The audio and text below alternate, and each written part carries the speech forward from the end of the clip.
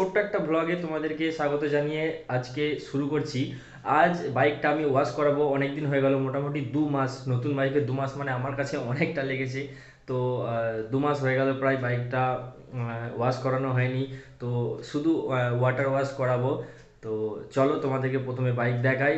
আর যারা আমার চ্যানেলে হোন্ডা এসপি কেনা থেকে ভিডিওগুলো যারা দেখোনি, তারা নতুন যারা আছো এই চ্যানেলেতে এসেছো, তারা যাও চ্যানেলেতে গিয়ে ভিডিওগুলো দেখো। ডেসক্রিপশনে আমি কিছু লিঙ্ক দিয়ে রাখলাম।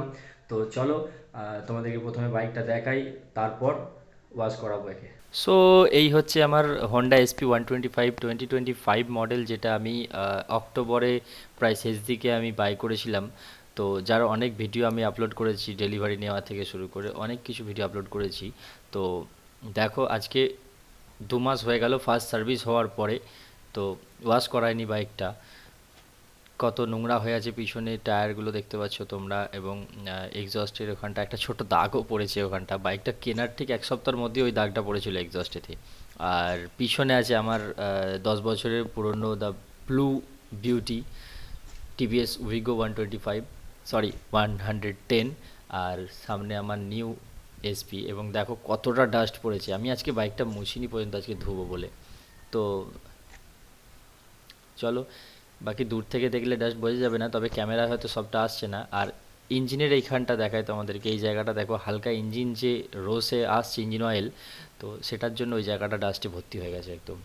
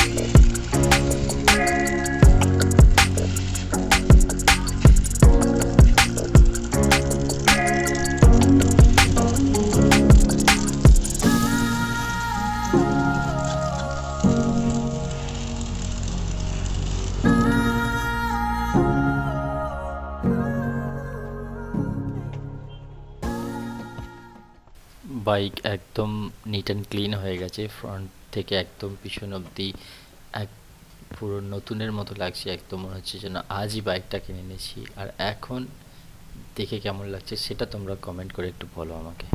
গাইজ, বাইক তো ওয়াশ করানো হয়ে গেল।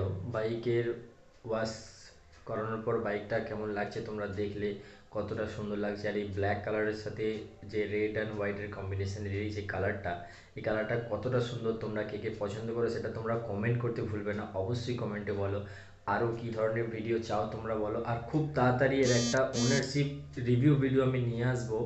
তো তার জন্য তোমাদেরকে চ্যানেলটা সাবস্ক্রাইব করতে হবে, আর জাস্ট কিছুদিন ওয়েট করো, খুব তাড়াতাড়ি নিয়ে আসবো। ভিডিওটা আর লম্বা করবো না, এখানে শেষ করছি। তো ফিরে আসবো আবার নতুন একটা ভিডিও নিয়ে খুব তাড়াতাড়ি।